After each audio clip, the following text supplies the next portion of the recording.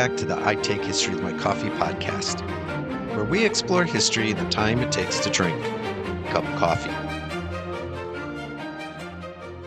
Bishop Granvelle, letter to Philip II, 1564. It's a really bad deal. The whole situation with the livery adopted by these lords and their followers.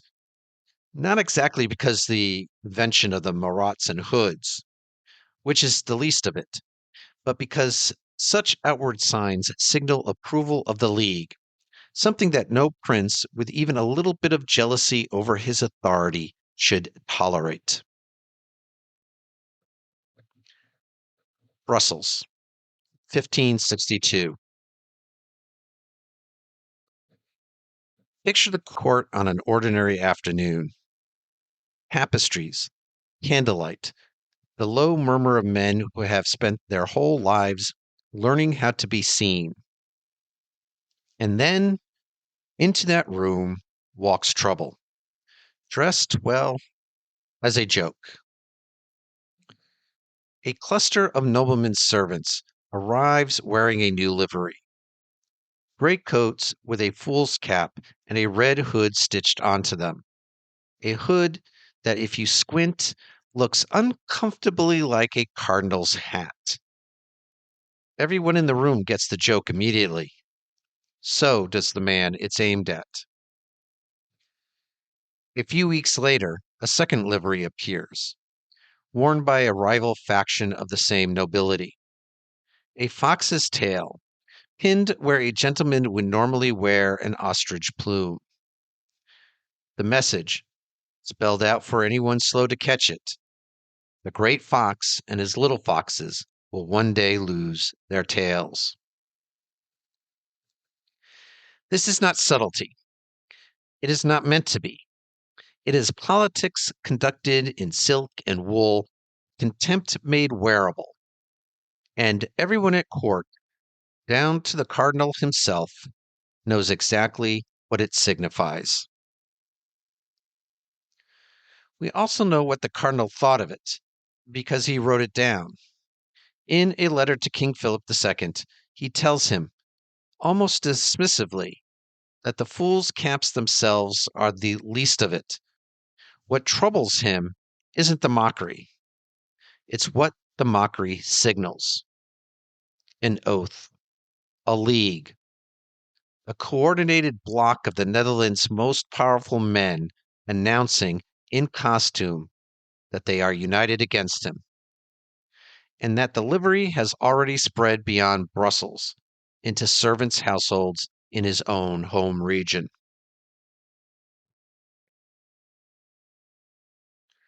He is not wrong to be worried. Someone who was actually there that day, memoirist Pontus Payan, tells us the mockery didn't rattle Granvelle in the room. Whatever he felt privately, in public he watched it happen, composed, giving the assembled lords nothing to enjoy but their own performance. Payan even suggests Granvelle found it something to laugh at on the surface, a display more suited to servants than to statesmen. But composure in public and alarm in private are not the same thing. And we know from his own letters which one was real. This is a story about a campaign, a sustained 3-year campaign by some of the most powerful men in the Netherlands to remove a single minister from office. They will win. By the end of this episode, you'll understand exactly why winning didn't matter nearly as much as they thought they did. Let's back up and meet the man wearing the ridiculous hat. Antoine Perrenot de Granvelle has been Margaret of Parma's chief advisor since 1559, the year Philip II sailed for Spain and never returned. In his absence, Granvelle became the hinge on which the entire government turned. The architect or at least the face of a scheme to reorganize the Netherlands bishoprics. The man who controlled which letters from Brussels reached Madrid and in what form. And as of 1561, a cardinal, a promotion that gave him formal precedence over the very noblemen whose families had served the House of Habsburg for generations. The accusations against him are numerous and significant. These include the bishopric scheme itself, which challenges the traditional control of nobility over church appointments, with Granvelle, whether or not he conceived it, being its most prominent supporter. Additionally, his control over information. Nobles rightly suspect that their communications to Madrid passed through him first, is a concern. His demeanor also plays a role, sharp and openly contemptuous of those he views as politically naive. Finally, his origin from Franche-Comté, rather than the Netherlands, makes him seem like a foreigner wielding local authority to those obsessed with lineage and belonging. None of this happens in a vacuum either. When Philip sailed for Spain in 1559, he didn't just leave Granvelle behind. He left an entire architecture of government built to run without the great nobility's real participation. The old collateral councils were kept in name, dignified by noble memberships, and then quietly bypassed by a smaller, secret committee that actually made decisions. Granvelle's committee. Grand titles, no substance. That's not a side detail. That's the machine this whole campaign is a reaction to, even when the men fighting it think they're only fighting a man. And here's a detail that complicates the story in exactly the way good stories should. This wasn't always a rivalry.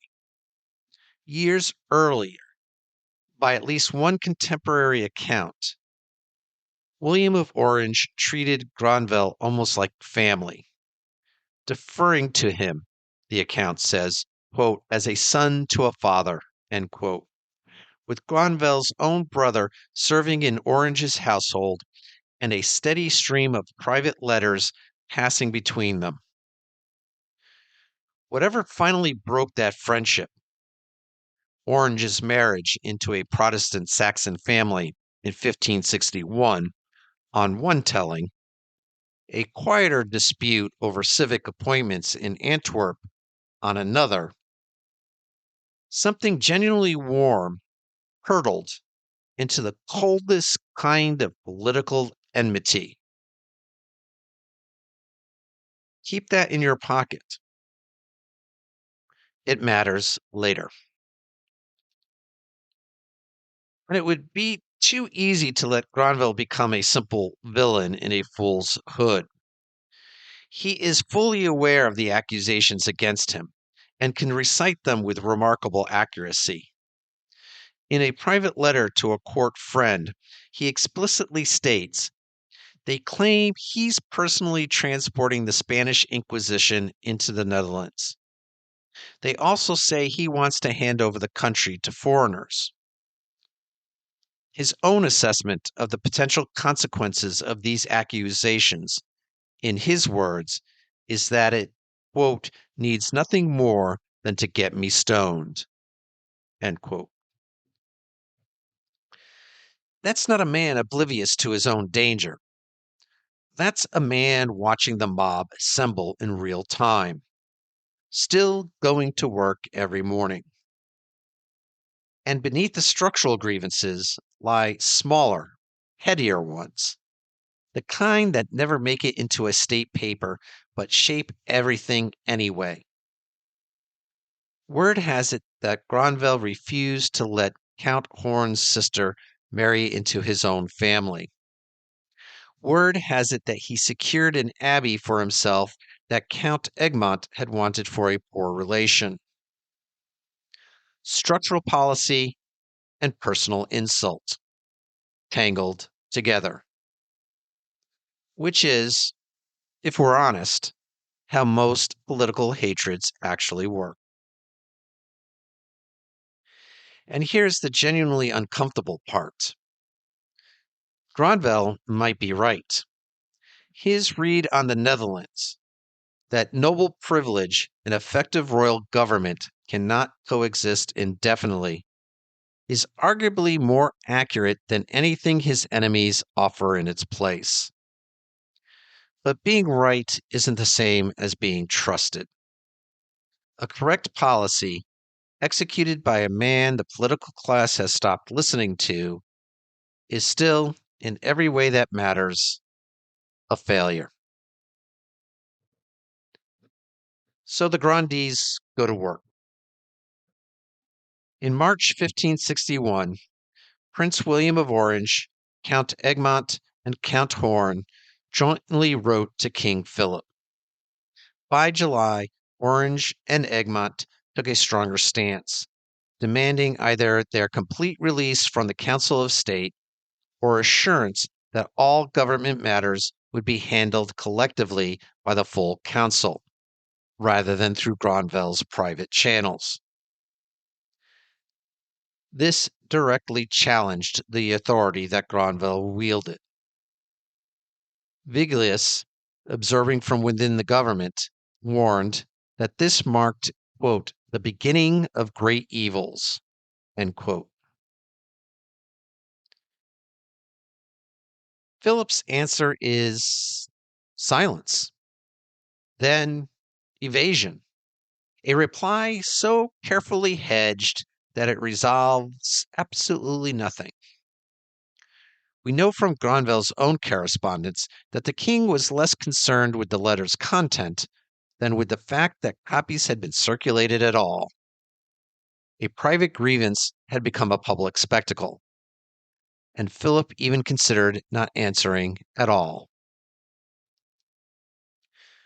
Part of why Philip hesitates is that this fight isn't being waged only in Brussels. Back in Madrid, Granvelle has enemies of his own, a rival faction at court, built around the royal secretary Arasso and his ally Ruy Gomez, who've been quietly working against Granvelle's influence with the king since the 1550s, and are more than happy to lend a sympathetic ear to the Brussels nobles. Granvelle, for his part, leans on his old friendship with the Duke of Alva. It's petty and vicious in ways that never make it into the official record. At one point, Alva, arriving for a private audience with the king and finding the door locked against him in favor of a rival, reportedly stormed off muttering, "Even the doors!" and sulked at his estates for weeks. Philip is not choosing between right and wrong here. He's trying to referee a fight between his own advisors. In 1562, the nobles send one of their own, the Baron of Montigny, to lay their case directly before the king. Asked to name the actual grievances, Montigny gives three: the bishoprics, fear of the Spanish Inquisition, and Granvelle himself. Philip flatly denies that he ever intended to bring the Inquisition into the Netherlands, which may even be true. But the denial changes nothing, because by then the accusation has taken on a life independent of the facts. Montigny comes home with words: no money and no minister removed. So the pressure escalates. By 1563, it's an ultimatum: remove Granvelle or we resign.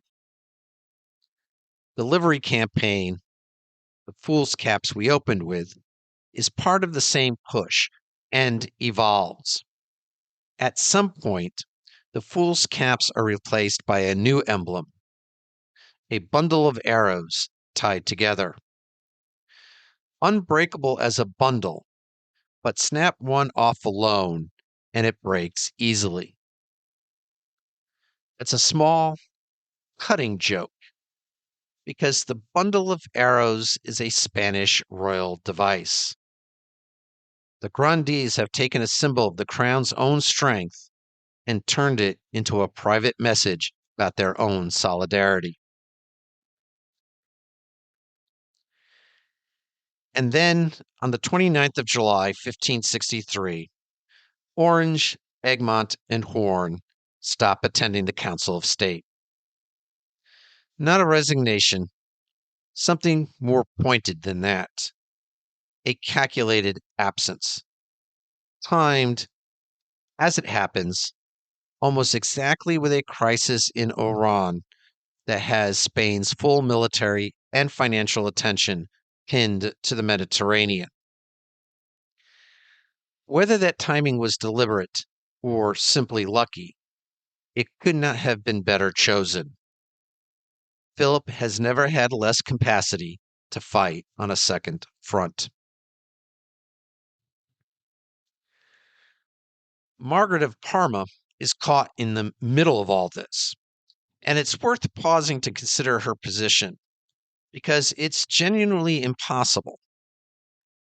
We have her own letter from July 25th, 1563, describing a delay in one of her diplomatic missions, caused, she says, by an assembly of noblemen coordinating their response to a letter from the king about Granvelle.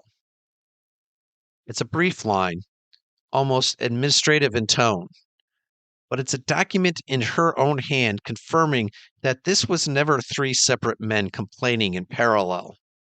It was a block, organized, deliberate. Privately, Margaret largely agrees with them. Publicly, she cannot say so. Her entire authority as regent depends on defending the structure she's been left to run. By August, she sends her secretary, Armenteros, to Spain with a warning for Philip. Granvelle's continued presence risks real unrest, not petty court grumbling. Unrest. By December 1563, with the Duke of Alva, Granvelle's strongest remaining ally, conveniently away from court, and two of the king's other advisors pressing hard in the opposite direction, Philip's resistance finally gives way.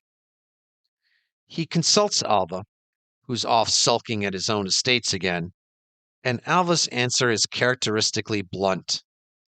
Granvelle should not be removed on any account.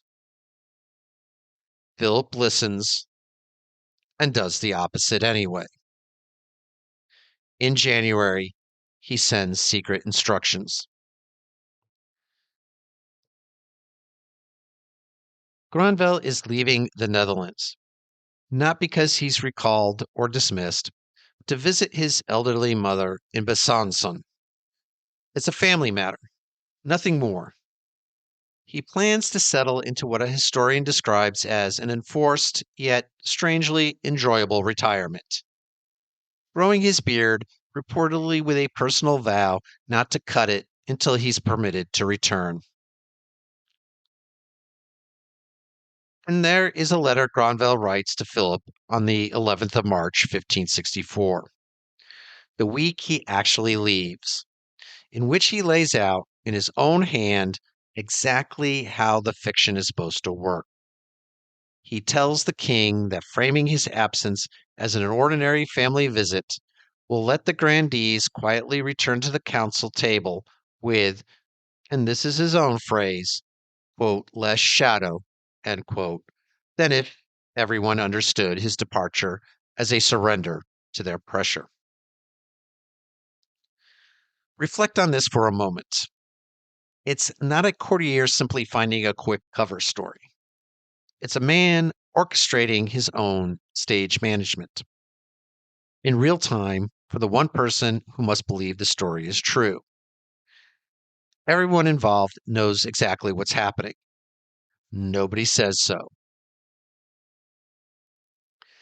That is, as much as anything else in this episode, the political culture of the Netherlands at its most characteristic. Everything conducted at a slight angle from the truth while maintaining formal courtesy, even during an obvious confrontation. So Granvelle is gone.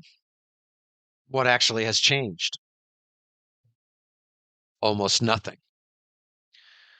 The reorganization of the bishoprics is still in place. The heresy laws remain on the books.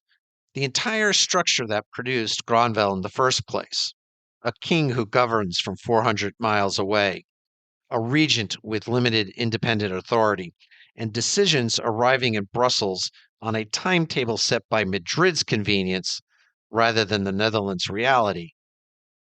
Every piece of it is fully intact. The Grandees have removed the symptom. The disease hasn't noticed.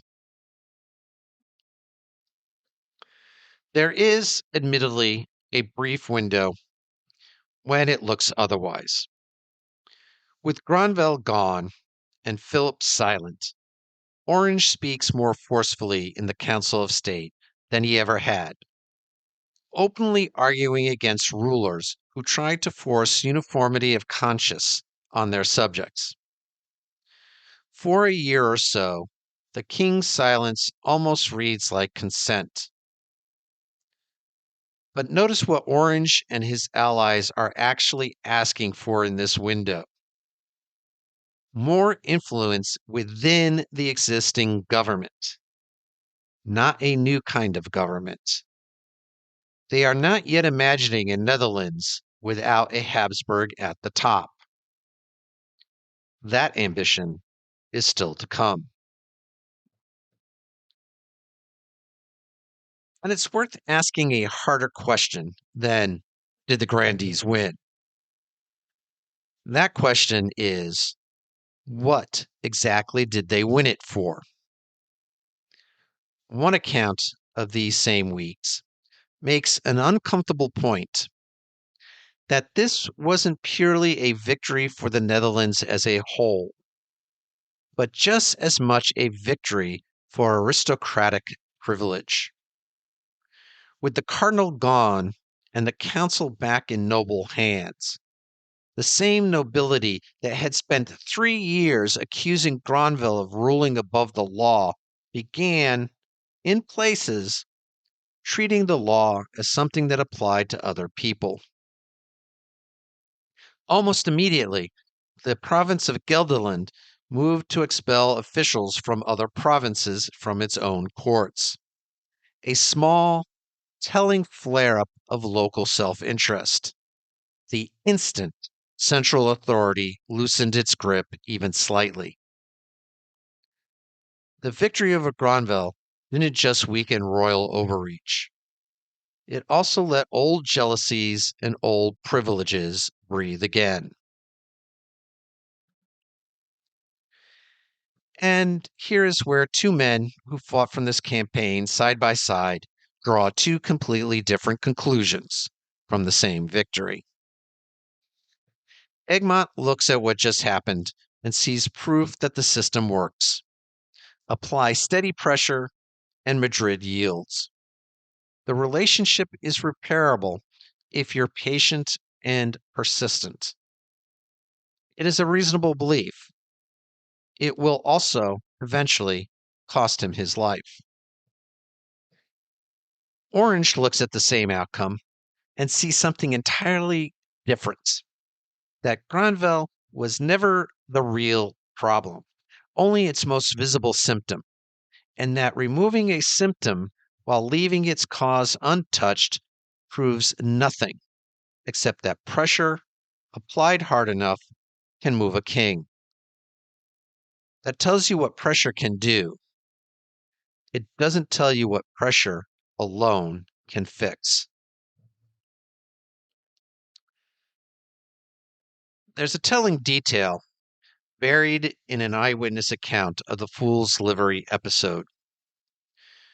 While Egmont's and Horn's circles are busy wearing their costumes, Orange is conspicuously not wearing his.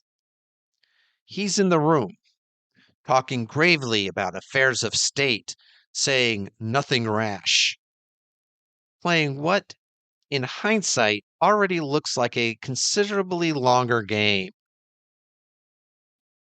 Granvelle notices. Of the other lords, loud and threatening, he's largely unbothered. Of Orange, quiet, careful, giving nothing away, he is said to have sighed to an intimate that they had nourished the wolf that would one day eat them. Take that line as color. It comes down to us secondhand in a memoir written years later. But it's a good place to leave the thought. The clearest proof of who was right doesn't even belong to this episode's timeline.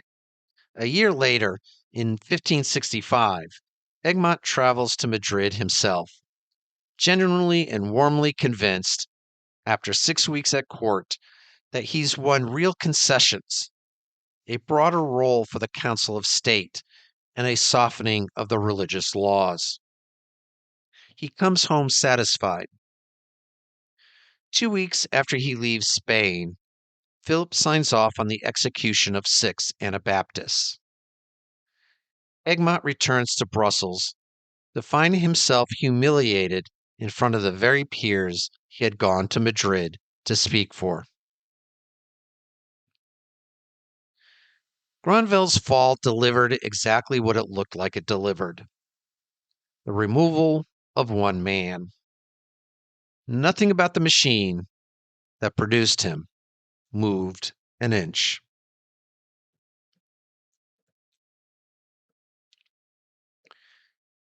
In March 1564, Granvelle's carriage rolls out of Brussels. Except it's not exactly a carriage. He travels in a litter, leisurely and regal, sending a clear message that he's leaving on his own terms. He passes through Nancy, where the Duke and Duchess of Lorraine honor him with a full reception, then proceeds to Bastion, taking his time and arriving almost 2 weeks after his departure.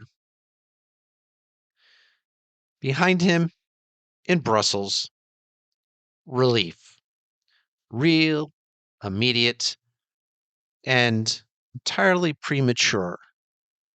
Somewhere, a placard reportedly goes up on the door of his empty palace. For sale. The Grandees have won. Philip has bent. The Cardinal is gone. But everything that made Granvelle possible in the first place is still standing exactly where it was. The bishoprics, the placards against heresy, a king who rules a country he has not set foot in for 5 years and has no plans to revisit. The Grandees have won a battle in a war whose shape most of them still don't see. Orange sees it, or is beginning to. And what he's starting to understand is not reassuring. The next crisis in the Netherlands will not center on a minister. It will be about the system that produced him. And there's one more thing to sit with as the carriage pulls away. Through 3 years of open warfare against Granvelle, Orange never once donned the livery. No fool's cap, no theater, no public boast. He watched, he waited, he let Egmont and Horn make the noise and made none of his own. And somehow, of all the men in that campaign, he's the one Granvelle worried about the most. So the question worth carrying into the next episode isn't really about a cardinal at all. It's about the quiet man who outweighted him. As always, maps and other supporting resources for all episodes are listed in the episode description. In the meantime, for more historical content, become a free or paid Substack subscriber and get related historical content delivered to your inbox. We're on Facebook, Instagram, and Threads. Feedback and comments are welcome at itakehistory@gmail.com, or you can leave a review on Apple Podcasts or on Spotify. You can also help support this podcast by buying me a coffee at buymeacoffee.com/itakehistory. If you know anyone else who would enjoy this podcast, please let them know. And thanks for listening.